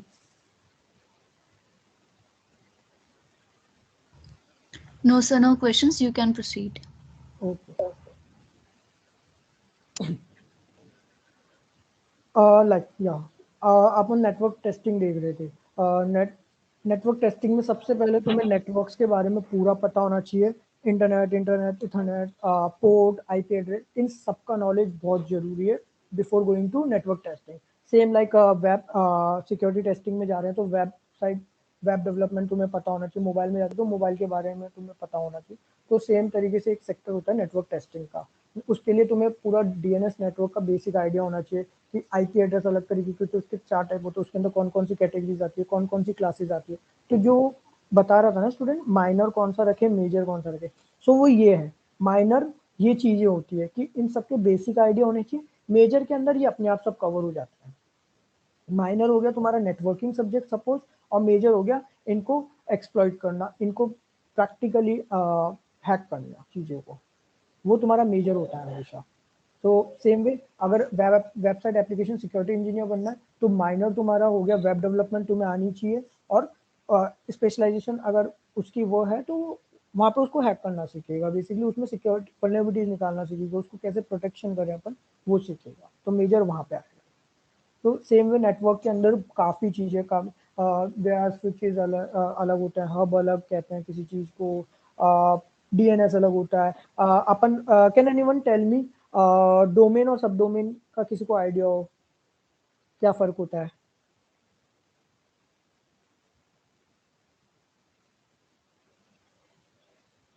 Anyone from third year, because उनको तो अब तक पता लग गया होगा डोमेन और सब डोमेन. क्या डोमेन पता है क्या होता है?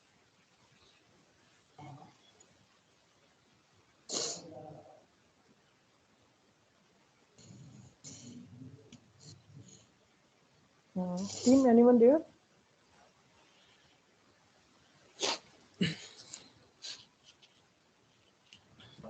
So domain means a standard URL and subdomain means a unique URL. No.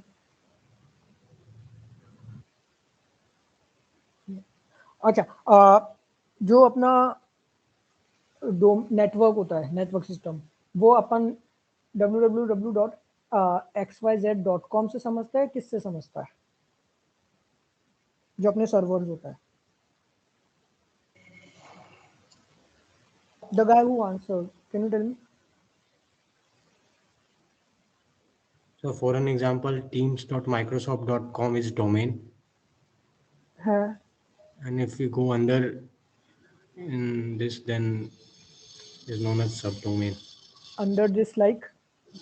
For an example, if we go on home page or some queries, then No. Actually, teams.microsoft.com is subdomain. Microsoft.com is domain. And if we go under this home, then these are called directories of that page. हमेशा देखना, किसी भी website को explore करना, xyz.com है suppose, तुम उसके home page पे गए तो स्लैश करके होम आएगा, स्लैश करके कॉन्टैक्ट अस आएगा, यानी कि तुम उसकी डायरेक्टरीज में जा रहे हो, उसकी फाइल्स में जा रहे हो. अगर वो home.xyz.com आ रहा है, यानी कि उसने एक सब डोमेन बना रखा है उसको. रेडी? तो टीम्स डॉट जो हो गया वो तुम्हारा माइक्रोसॉफ्ट.com डोमेन का सब डोमेन हो गया. तो जो तुम्हारा सर्वर है ना, वो माइक्रोसॉफ्ट.com से समझ रहा है उसको. रेडी? कभी देखना इस चीज को, अगर होम पेज पे आते हो स्लैश करके होम आता है हमेशा, तो तुम यूआरएल में डायरेक्ट स्लैश करके डालोगे ना होम, तो वो सीधा होम पेज खोलेगा उस वेबसाइट का. ये स्लैश कॉन्टैक्ट अस डालोगे सीधा यूआरएल पे, तो कॉन्टैक्ट अस पेज खोल देगा उस साइट का तुम्हारा. Getting? Hope I am clear to you. yes, sir. हाँ. So this is the major difference. Subdomain, domain. Domain क्या होता है कि एक पेरेंट हो गया कि मैंने xyz.com कोई डोमेन परचेज कर लिया, अब उसके मेरे को चाइल्ड्स बनाने, अलग अलग सेक्टर्स बनाने, तो मैं abc.xyz.com, egf.xyz.com कुछ भी नाम देके मैं अपने सब डोमेन्स बना रहा हूँ. सेम अपना अमेजोन से इन सब पे होता है, लाइक amazon.in अपना डोमेन है इंडियन के लिए, तो उसके अंदर अलग अलग होते हैं सब डोमेन्स जिसमें आते हैं. कई बार है ना क्या बोलते हैं, कार्ड्स के भी बना देते हैं वो लोग, या पे आउट के अलग बन जाते हैं, तो वो सब डोमेन्स में आते हैं तुम्हारे. तो इसकी टेस्टिंग अलग होती है बिल्कुल. तो ये तुम्हें आइडिया लगेगा जब तुम्हें वेब भी आता होगा, नेटवर्क भी आता होगा, क्योंकि अब इसमें दोनों चीज हो गई. वेब का तुम्हें पता होना चाहिए वो पेज कैसे बना है, नेटवर्क का तुम्हें पता होना चाहिए भाई डोमेन सब डोमेन होता क्या है. अब कोई बता सकता है सर्वर पे मैंने www.xyz.com लिख दिया, तो उसने xyz समझा उसको या क्या समझा, उस यूआरएल एड्रेस को क्या समझेगा वो, या कैसे रीड करेगा?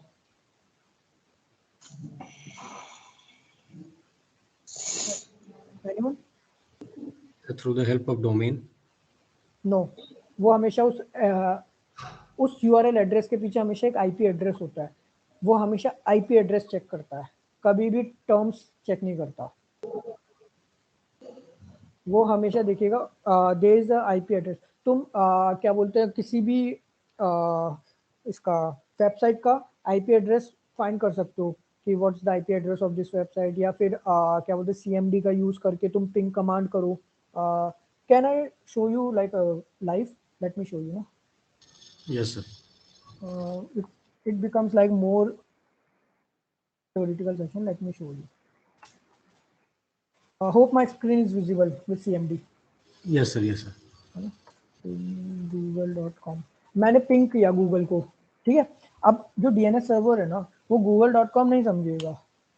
यहाँ पे जो आईपी एड्रेस आती है ना, ये गूगल की खुद की आईपी एड्रेस है, ये चेंज नहीं हो सकती जब तक google.com बंद नहीं होगा तुम्हारा डोमेन. ठीक है. तो जो सर्वर है उसको समझ में आया कि मैं इस आईपी एड्रेस को हिट करना चाहता हूँ कि ये एक्टिव है या नहीं है. रेडी? तो हमेशा ये आईपी एड्रेस पे काम करती है चीजें.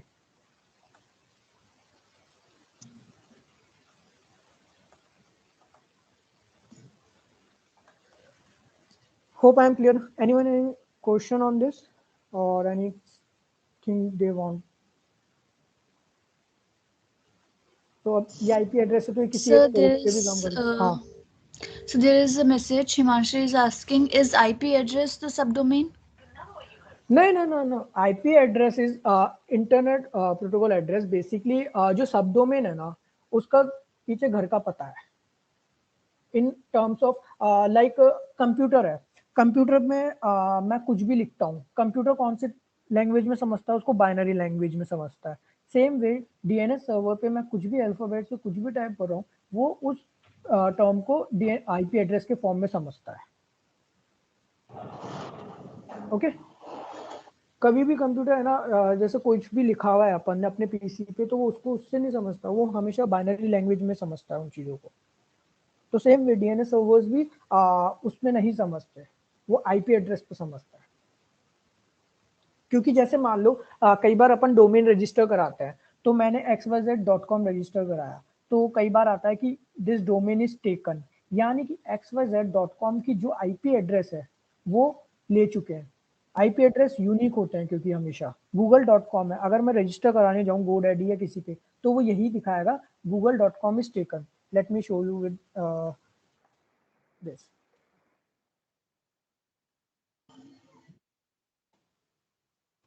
Hope screen is visible right, है ना?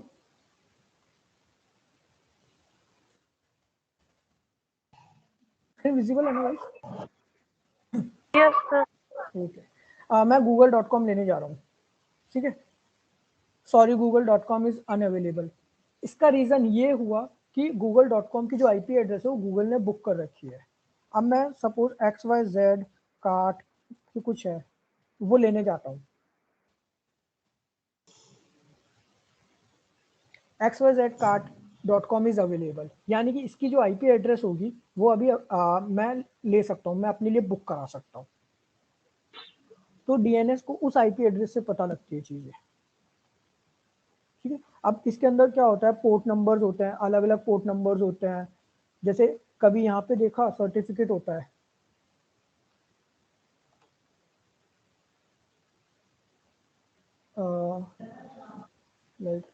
यहाँ पे पहले HTTP आता था, फिर ये रहा, अब HTTPS आने लग गया।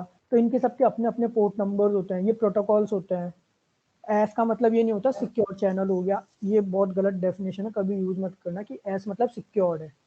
यानी कि जो भी कम्युनिकेशन होगा वो एक सिक्योर चैनल के थ्रू होता है। मैं मान लो यहाँ पे साइन इन करूंगा, या साइन इन किया मैंने, तो जो भी कम्युनिकेशन हो रहा है मेरे और GoDaddy सर्वर के बीच में वो सिक्योर्ड होगा, यूजर नेम पासवर्ड लीक नहीं होगा ओवर द URL। यहाँ पे अगर यहीं पे अगर HTTP वेबसाइट होगी, तो मैं जो भी चीज़ें यूजर नेम या पासवर्ड में डालूंगा ना, वो URL पे दिखेगी मेरे को, तो वो मेरा पासवर्ड लीक हो रहा है। एस का मतलब होता है to communicate with between two party in an secure channel.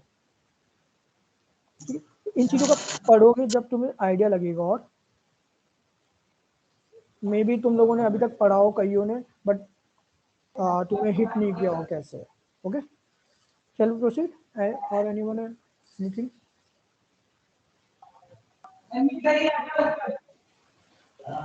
Yes, sir, you can proceed. Okay. Now introduction to Kali. See, Kali is basically a Debian-based Linux operating system like we have in Windows. Windows एक operating system है, ऐसा नहीं हम hacking Windows पे नहीं कर सकते, आप CMD पे काम करो सब कुछ हो सकता है। बट विंडोज में क्या होता है कि हमें सारे टूल्स डाउनलोड करने पड़ेंगे। सो काली एक ओपन सोर्स अपना ऑपरेटिंग सिस्टम है, कोई पैसे ऐसे लगते नहीं, डायरेक्ट डाउन अपना VM में या डायरेक्ट अपनी होस्ट मशीन में सेट हो जाता है। और उसके अंदर कुछ टूल्स इनबिल्ट होते हैं, तो हमें अलग से डाउनलोड नहीं करने पड़ते या कुछ परमिशन सेट नहीं करनी पड़ती। बाकी कर अपन विंडोज के थ्रू भी कर सकते हैं, कोई दिक्कत नहीं है।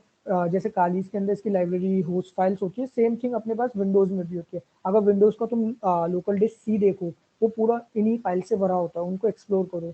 CMD में सारी चीजें हो जाती है। लाइक अभी मैंने पिंग कमांड चलाया, तो मैं विंडोज में भी चला सकता हूँ, उसमें भी चला सकता हूँ, कोई इशू नहीं है उसके अंदर। सो काली लिनक्स इज बेसिकली उबंटू में भी होता है, बट काली लिनक्स में क्या होता है कि इनबिल्ट टूल्स होते हैं, तो हमें अलग से डाउनलोड नहीं करने पड़ते और डायरेक्टली हम एक्सप्लोर कर सकते हैं चीजें। So it's basically an operating system only, open source operating system. Okay.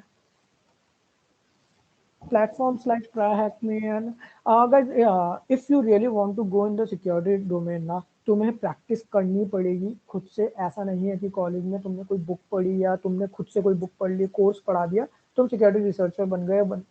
हो सकता है उस टाइम के लिए तुम बन भी जाओ, बट एक प्रोफेशनल उस तरीके से नहीं होगा। अगर मैं तुमसे मिलूँ तो मैं ये बोलूँगा क्या ये तुम चीज़ कर सकते हो, तो तुमने अगर बोला कि हाँ सोचता हूँ, या मैंने कोई भी टर्म के बारे में तुमसे पूछ लिया, तुम नहीं बता पाए बेसिक सा भी, तो वो रिफ्लेक्ट नहीं करता कि नहीं हो तुम सेम वे इंटरव्यू में होता है, वो तुम्हें फंसाते हैं चीज़ों से कि तुम्हें टर्म्स तो पता है ना, प्रैक्टिस वो सब तुम्हारे को उस एनवायरनमेंट में करा देंगे। कॉलेज इतना अच्छा एनवायरनमेंट नहीं दे पाएगा कि सिक्योर्ड एनवायरनमेंट तुम्हें मिल गया, लैब सेटअप हो गई तुम्हारी और तुम एक्चुअल प्रैक्टिस कर सकते हो, वो किसी भी कंपनी में ही कर पाओगे।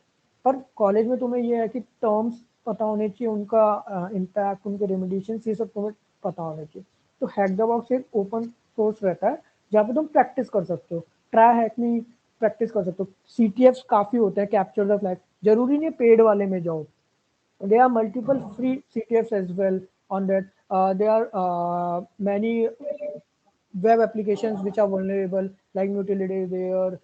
There is a which one debug is there. Multiple web applications are. You can practice over there also. तो कहीं भी पहले पैसे देने से पहले देखो फ्री वाली चीज में, वहाँ तुम्हारा इंटरेस्ट होगा तो तुम पैसे देके खेल सकते हो चीजें। तो these are only platform, but ये तभी करना जब तुम्हें लगे कि हाँ यार मुझे इसमें जाना है। और मैं बता रहा हूँ 1 से 1.5 साल तुमने इस पर दे दिया ना, तुम्हारा इंटरेस्ट डेवलप हो जाएगा, पूरा लाइफ चेंजिंग गेम है, क्योंकि आने वाले टाइम में बहुत अच्छी चीज़ है, काफ़ी अच्छी चीज़ है। आने वाले हो सकता है 3-4 साल में तुम अच्छे एक्सपर्ट्स बन जाओ, कंपनीज को अच्छे सिक्योरिटी रिसर्चर्स की काफ़ी रिक्वायरमेंट है। अभी क्या हो रहा है कि सब जने every college, every training institute courses host कर रहा है, उससे नहीं बनेंगे सिक्योरिटी रिसर्च जो एक्चुअल में कंपनी को चाहिए होते हैं ना। हमें 1.5 से 2 लाख रुपए इंडिया में हैकर या सिक्योरिटी रिसर्चर्स की कमी, यानी कि एक्चुअल प्रोफेशनल वंस की कमी है।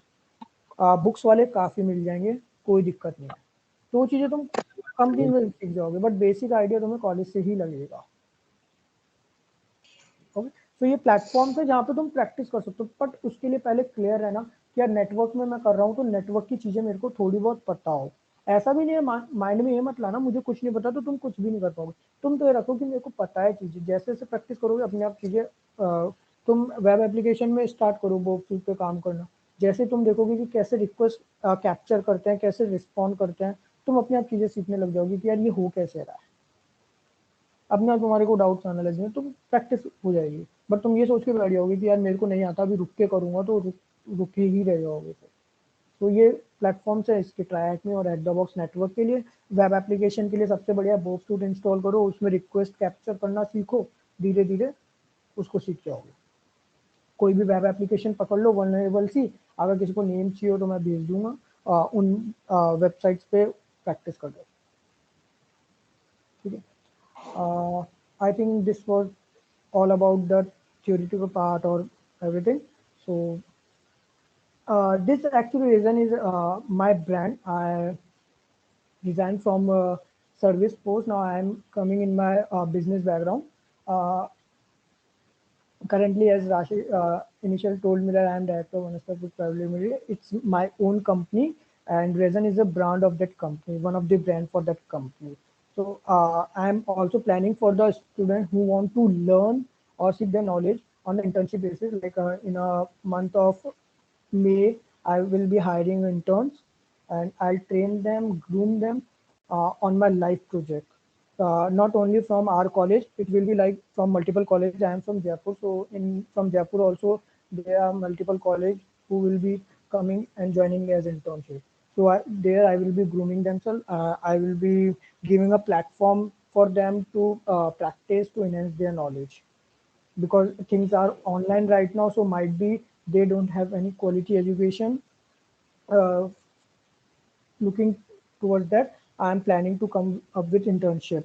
And yep, it will be free, no training cost, nothing will be there. Just I like to give my knowledge to my juniors or the someone who needs, so they can wrap up with it. For our college, might be I will be coming as a proper hiring, might be, or if I am not coming, you can stay connected with me, and if there will be any opening, you can apply it over there. And in that 2 to 2.5 months, you can explore the things within my organization. So it's basic intro about my company. Uh, Thanks guys for joining and listening to me. Let's have some quick question rounds. If anyone have any question, we can get answer to them. Participants, if you have any questions regarding this session or any other question related to cybersecurity career, You can type in the chat box or unmute yourselves. Sir is available.